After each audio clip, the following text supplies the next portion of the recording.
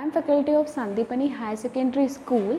In my last video, I completed some topics of chapter are national goals of class 8th.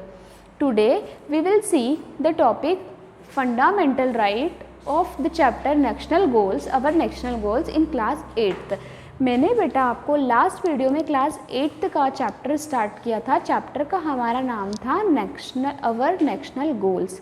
ठीक है, अब जब हमने हमारे नेशनल गोल्स पढ़े थे तब हमने डेमोक्रेसी देखी थी और बहुत सारी चीज़ें हमने उसमें देखी थी. उसके बाद हमने डेमोक्रेसी पढ़ा विथ सिटीजनशिप. अंडरस्टैंड, डेमोक्रेसी पढ़ा विथ सिटीजनशिप. अब हम क्या देखेंगे? Fundamental rights. Understand, fundamental rights. जब हम फंडामेंटल राइट्स देखेंगे, इसके पहले हमने डेमोक्रेसी विद सिटीजनशिप देखा था. डेमोक्रेसी में हम पूरा पढ़ चुके थे. डेमोक्रेसी में हम ये पढ़ चुके थे कि डेमोक्रेसी प्रजातंत्र जो होता है वो क्या होता है. डेमोक्रेसी मीन्स हमें सभी को समान अधिकार है हमारी गवर्नमेंट चुनने का, ये हम पढ़ चुके थे. ये क्यों इम्पोर्टेंट है, वोटिंग हमारे लिए क्यों इम्पोर्टेंट है. तो ऐसे करके हमारा पार्ट भी स्टार्ट हमने किया था. अब उसमें हम सेकेंड टॉपिक स्टार्ट करते हैं, आवर फंडामेंटल राइट्स. फर्स्ट हम देखें बेटा फंडामेंटल राइट्स, हमारे मौलिक अधिकार. फंडामेंटल राइट्स की हम बात करें तो फंडामेंटल राइट्स होते क्या हैं?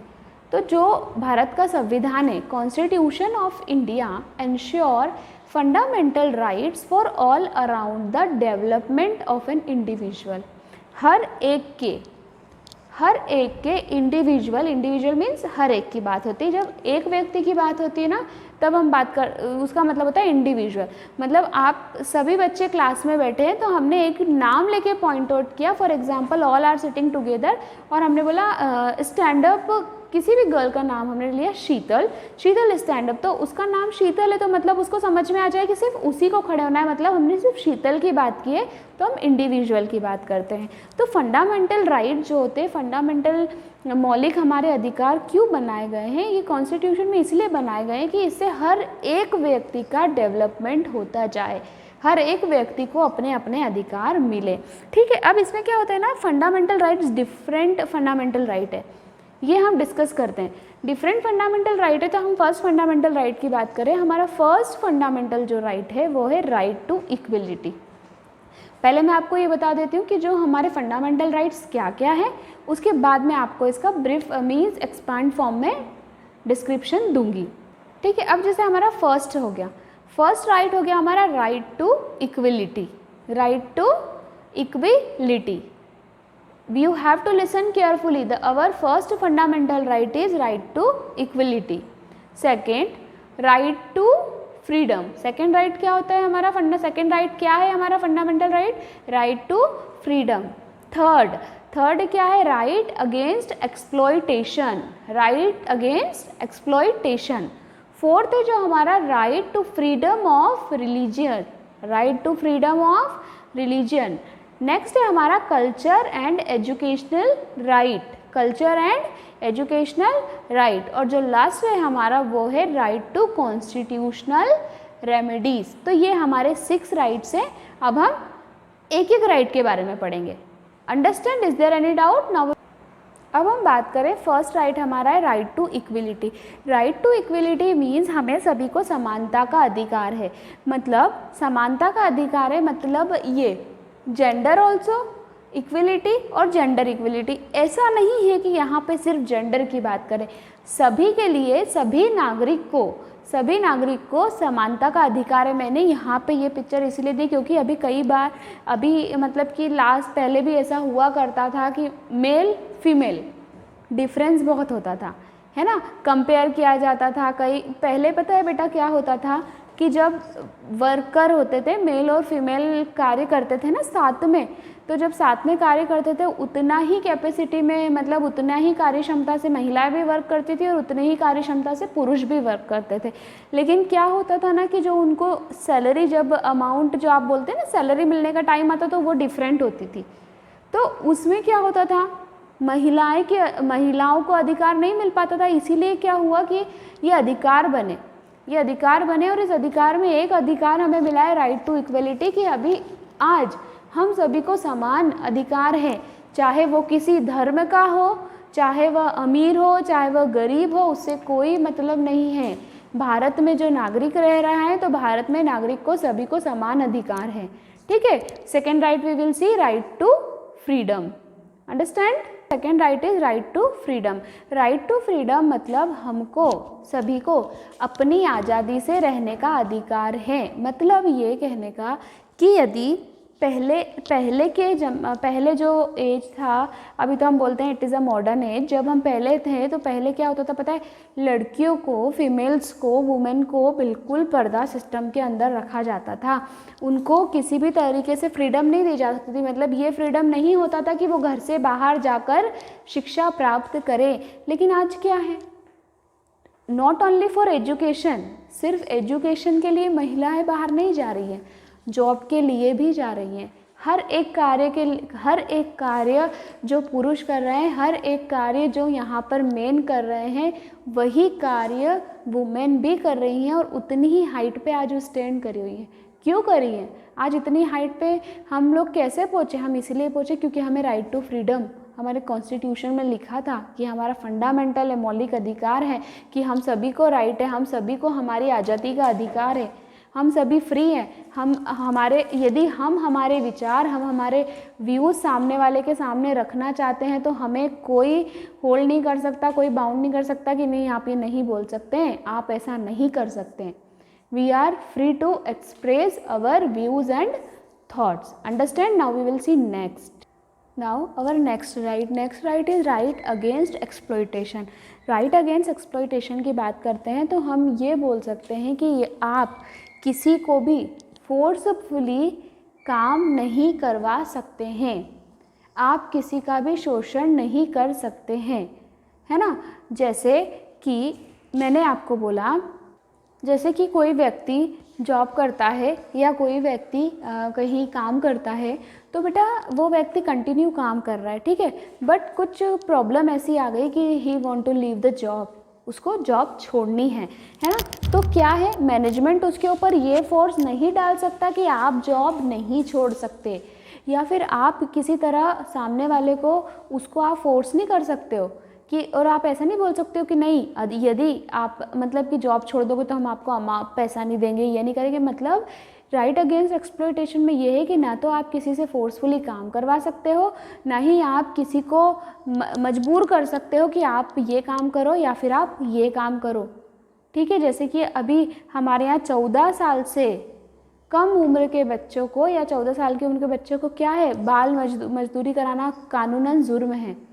तो हम अगर ऐसा कुछ करते हैं, किसी से फोर्सफुली काम करवाते हैं या किसी को हम ज़बरदस्ती बंधक बनाकर कार्य कराते हैं या किसी के ऊपर प्रेशर डालते हैं, तो ये राइट अगेंस्ट एक्सप्लॉयटेशन में आता है। ये राइट ये बोलता है कि आपको इस प्रकार का अधिकार नहीं है, इस प्रकार का व्यवहार करने का किसी के साथ भी आपको कोई अधिकार नहीं है। अब हम हमारा देखेंगे नेक्स्ट राइट। अंडरस्टैंड, है ना। नेक्स्ट राइट हम बात करें तो नेक्स्ट राइट है हमारा right to freedom of religion. जैसे कि हम भारत की बात करते हैं, भारत में क्या सिर्फ एक धर्म के लोग रहते हैं? भारत में क्या सिर्फ सभी हिंदू रहते हैं? नहीं, भारत में क्या है, आपके पास हिंदू भी रहते हैं, मुस्लिम भी रहते हैं, सिख भी रहते हैं और ईसाई भी रहते हैं। तो जब ये सारे धर्म के लोग एक साथ रहते हैं तो राइट जो ये वाला राइट है, right to freedom of religion, बोलता है कि every citizen have to right worship, है ना। Every citizen have to right worship, practice and propagate have their own religion, ठीक है। जैसे कि मैं आपको बोल रही हूँ कि यदि मुझे अगर हिंदू गुरुद्वारे में जाना चाहता है तो क्या उसके ऊपर कोई बाउंडेशन है कि आप नहीं जा सकते गुरुद्वारे में, आप अलाउ नहीं हो, ऐसी कुछ बाउंडेशन है? नहीं है ना। तो इस राइट में बोला ही यह है कि सभी अपने रिलीजन के लिए अपने जो हम चाहते हैं वो रिलीजन हम फॉलो कर सकते हैं, वो हम उस टाइप की हम वर्शिप कर सकते हैं, उस टाइप की हम प्रैक्टिस करते सकते हैं, तो हम उसके लिए फुल्ली फ्री हैं, उसके लिए हमारे ऊपर कोई बाउंडेशन नहीं है। चाहे जो धर्म हो, हम हमारे अकॉर्डिंग उसको मतलब उस धर्म की हम वर्शिप कर सकते हैं। Understand. Now we will see next. Our next right is culture and educational right. अब जब हम कल्चर और एजुकेशनल राइट की बात करते हैं, जैसे कि अब हमें ये पूरा अधिकार, सबसे पहले तो हमें शिक्षा का अधिकार है ना, हमें शिक्षा का अधिकार है, हम पूर्ण तरह से शिक्षा प्राप्त कर सकते हैं। हम प्रीवियस बात करें ना, पहले क्या होता था बेटा, जो एजुकेशन सिस्टम था वो boys separate, girls separate, but now is what coed education system है। तो जो कोएड एजुकेशन सिस्टम है, कोएड एजुकेशन सिस्टम क्या होता है ना, कोएड एजुकेशन सिस्टम से हम बहुत सारी चीज़ें सीखते हैं, है ना। जैसे कि हाउ टू स्टैंड, मतलब यदि एक, मान लीजिए आप बॉय है या मैन है, वो कितने मीन्स आप बताएं उनकी कैपेसिटी जो होती है वर्क की, वही कैपेसिटी आप, एक बॉय एक बहुत अच्छा प्रेजेंटेशन दे रहा है, प्रेजेंट कर रहा है, तो क्या गर्ल वो प्रेजेंटेशन नहीं दे सकती है और उससे अच्छा दे सकती है। तो यहाँ पे क्या होता है, कंपटीशन होता है, और जब आपस में कंपटीशन होता है ना, तो अपने अंदर जो होती है बहुत सारी स्किल्स डेवलप होती है ना। हम क्या कर सकते हैं, हम 4 लोगों के सामने स्टैंड कर सकते हैं, हम अपने प्रेजेंट, हम खुद को बहुत बेस्ट प्रेजेंट कर सकते हैं, है ना। तो अब हम इसकी बात करते हैं कल्चर और एजुकेशनल राइट। तो यहाँ पे सभी हमको अधिकार है कि we have to protect our culture, ये हमको अधिकार है, और we have to right regarding to education, हमें शिक्षा का पूरा अधिकार है। ऐसा नहीं है कि हम हमारी लैंग्वेज में ही शिक्षा ले सकते हैं, ठीक है, हमें अपनी शिक्षा का क्या है, पूरा अधिकार है, पूरी तरीके से हम फ्री हैं कि हम चाहे जहाँ भी शिक्षा लेना चाहते हैं इंडिया के किसी भी पार्ट में, तो हम क्या कर सकते हैं, शिक्षा ले सकते हैं। और जो गवर्नमेंट है, गवर्नमेंट क्या करती है, इसके लिए हमको हेल्प प्रोवाइड करती है। कुछ ऐसे इंस्टीट्यूशन दिए हैं गवर्नमेंट में जहाँ पे विदाउट एनी डिस्क्रिमिनेशन हम शिक्षा पा सकते हैं। मतलब स्कूल में भी हम देख लें तो स्कूल में कोई छोटा, कोई बड़ा, कोई उच्च वर्ग, कोई निम्न वर्ग नहीं होता है। होता है क्या ऐसा, हाँ, कि उच्च वर्ग के लोग अलग बैठे हैं, निम्न वर्ग के अलग बैठे हैं, ये कास्ट है वो कास्ट है, ये सब कुछ नहीं होता है। ये राइट यही बोलता है कि सभी को आप अपने कल्चर को प्रोटेक्ट कर सकते हैं। और एजुकेशनल राइट में आप सभी को गवर्नमेंट ऐसे इंस्टीट्यूशन प्रोवाइड करती है कि जहाँ पे विदाउट एनी डिस्क्रिमिनेशन आप एजुकेशन प्राप्त कर सकते हैं। Understand. Now we will see our next right. Now this is the last fundamental right, right to constitutional remedies, है ना। इसमें इस राइट में जब बात होती है तो इस राइट में बात होती है जस्टिस की। जस्टिस मतलब न्याय की। ऐसा कुछ आपके साथ हुआ है जिसमें आपके मौलिक अधिकारों का खनन किया हो या आपके मौलिक अधिकारों को आपसे छीना गया हो, तो you have to right to stand in a court for justice. यदि हमारे मौलिक अधिकार जो मैंने आपको बताए हैं 6, उसके रिगार्डिंग किसी भी तरीके से आपके ऊपर किसी ने रोक लगाई हो या उसका किसी ने खनन किया हो, विरोध किया हो, आपको आपके अधिकार पालन करने के लिए रोका गया हो, तो बेटा उसके लिए जो राइट है ना, वो है हमारा राइट टू कॉन्स्टिट्यूशनल रेमेडीज़। और इस राइट में हम अपना न्याय मांग सकते हैं कोर्ट से, और हमें न्याय मिलेगा क्योंकि ये हमारा अधिकार है। अंडरस्टैंड। तो ये सारे राइट आपको समझ में आ गए। Now we will see at last all right together. ठीक है, तो अब ये क्या हो गए, हमने सारे राइट समझ लिए हैं। एक बार सारे कंप्लीट साथ में देख लीजिए हमारे राइट, है ना। फंडामेंटल राइट, फर्स्ट है हमारा राइट टू इक्वलिटी, जो मैंने आपको समझा दिया है। Second, right to freedom. Third, right against exploitation. Fourth, culture and educational right. Fifth, right to freedom of religion, and last one is right to constitutional remedies.